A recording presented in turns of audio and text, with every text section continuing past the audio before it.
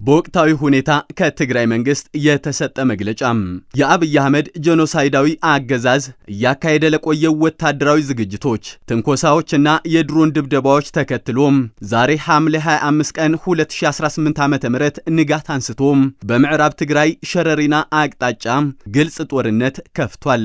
ጄኖሳይዳዊ አገዛዙ ወደ ስልጣን ከመጣበት ቀን አንስቶ በትግራይ ህዝብ እያካሄደ የቆየው ጄኖሳይዳዊ ተግባራት የትግራይን ህዝብ ከምድረ ገጽ የማጥፋት እቅዱን ለማሳካት ካለው ህልም የተነሳ መሆኑ ግልጽ ነው። ከዚህ በመነሳትም ዓለም አቀፍ ወንጀሎች እየፈጸመ ቆይቶም አሁንም በመፈጸም ላይ ይገኛል።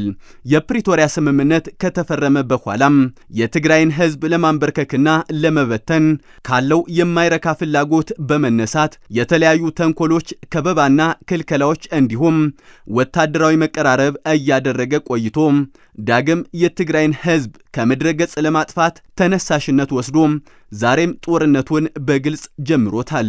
በመሆኑም በሀገር ውስጥና በውጭ ሀገራት የምትኖር የትግራይ ህዝብ፣ ዳያስፖራዎች፣ ሁሉም የትግራይ ሰራዊትና የጸጥታ አካላት፣ የትግራይ ብሔራውያን ኃይሎች፣ የትግራይ ሲቪል ማህበራት፣ የትግራይ ሃይማኖታዊ ተቋማትና ሌሎች የሚመለከታችሁ አካላት ብሔራዊ ህልውናችንን ለማረጋገጥ በመናካሄደው ፍትሃዊ ትግል እንደ ትናንትናው እንደ ህዝብ ከቶ አንጠፋም ወይም ዘበት ንብሔራዊ ብርሰት በማለት ተአምራዊ ታሪክ ለመስራት ዝግጁ እንድትሆኑ ጥሪ እያቀረብን ጄኖሳይዳዊ አገዛዙ ዳግም የከፈተብንን ጦርነት አስመልክቶ በሚመለከታቸው አካላት በየጊዜው ማብራሪያዎች የምንሰጥ መሆኑን እንገልጻለን።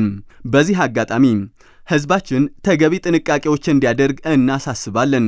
የዓለም ማህበረሰብም የአብይ አህመድ ጄኖሳይዳዊ አገዛዝ የጀመረው ዳግም ጦርነት በቀጠናውና በአካባቢው ሊያስከትል በሚችለው መዘዝ ዙሪያ ግንዛቤ ሊወስድ ይገባል።